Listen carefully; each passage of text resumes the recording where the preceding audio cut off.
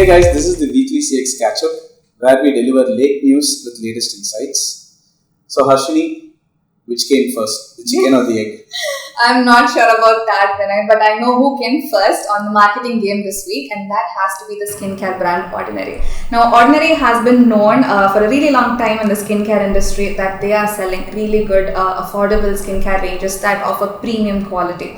And they got a whiff of the cry that New Yorkers were having that the price of the eggs were growing up. Yeah, I heard that there was a serious bird flu outbreak, right? Yes. And that shot up the prices of eggs dramatically. Unfortunately, yes. And the Guardian even said that the New York egg prices are now $5 a dozen. So to battle this and also to cleverly bring in more traffic to their retail stores, Ordinary set up fridges across their retail stores in New York where they are selling eggs out of the shelves called the Ordinary eggs. Now you can pick a dozen of eggs for $3.37 in Ordinary. Yeah, so they found, they knew that there was a crisis brewing and they found a way to turn it into Their opportunity. marketing team clearly thought eggs are the next toilet papers, so they were able to really capitalize on the crime. But I think it plays beautifully into their entire pitch of marketing because Ordinary has been always known for bringing affordable, premium skincare products. So saying that you can now walk into an Ordinary store and get really high quality eggs for a very good cost. So beautiful brand storytelling, I would say. Right, yeah, and I think the name also, their name, the brand's name also, it lends well because you're getting ordinary prices, ordinary eggs at an affordable price, and I think that leaves a mark on customers' minds. Yes. Right. So that's who came first, and that has to be Ordinary eggs this week. And or more egg news. What else is cooking? So what else is cooking? It's a pastry item that requires eggs. So last week we had a micro influencer on Instagram who made up a reel where he just looks up at a few pastry items and guesses their names. So when a photo of a croissant is shown, he calls it puffs. But the lady, she says croissant, and he's perplexed and he says Prashant, and that spurred a viral moment that just spanned across India, and Indian social media was abuzz with just Prashant memes. So this is I found how one brand that made great use of this reel was Britannia, which is a very well-known FMCG brand, and they made great use of the opportunity, and they showed how to use user-generated content, how to make good use for a brand's own benefit. They changed their Instagram page's handle from Britannia.croissant to Britannia.Prashant. I think if you go to their Instagram page now, you can still see it there. And even then, they went ahead and sent him a hamper of their own select croissant. So I think they were I always keep saying that opportunism is social media's best friend.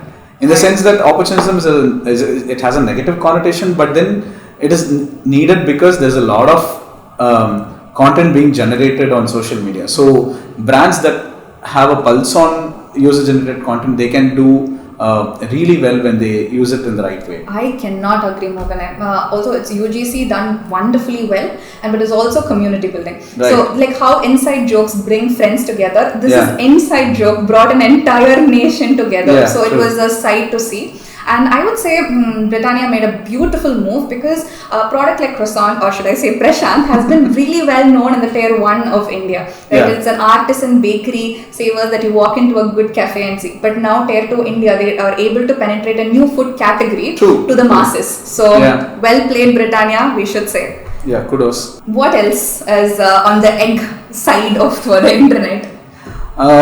So that reminds me of Severance, which is a TV show that's been making the rounds in recent times.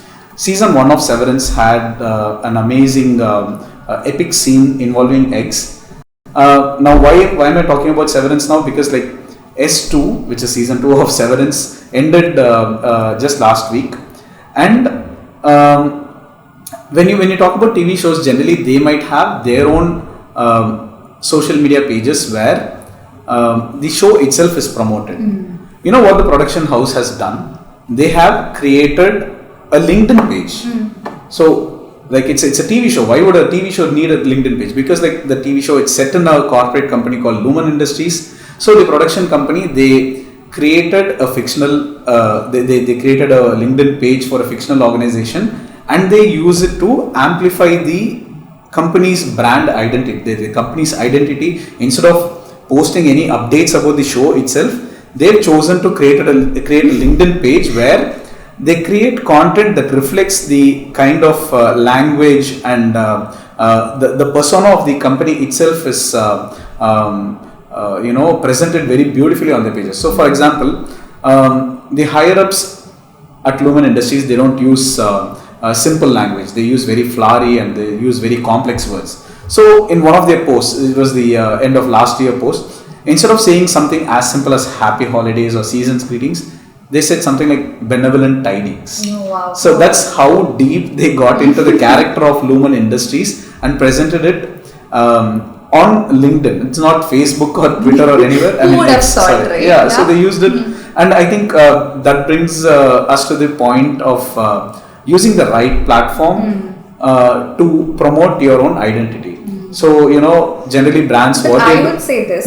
I think this example that Severance has said has now given brands and businesses a very interesting question to tackle. Is what platform is a good platform, right? Yeah. And looks like Lumen Industries and Severance have screamed to crack the answer that every platform is a good platform if you know how to use it. Exactly. For example, we thought LinkedIn is a talent hiring platform, right? Like it's now beautifully become an ad platform, totally organic. And the engagement is amazing then. I went to the page and whenever something is posted, it has like thousands of reactions and hundreds of comments, which is not at all what do you say, it's not easy to achieve, right? You do a lot of spending, you spend a lot on marketing and you achieve that, but they're able to do it very easily.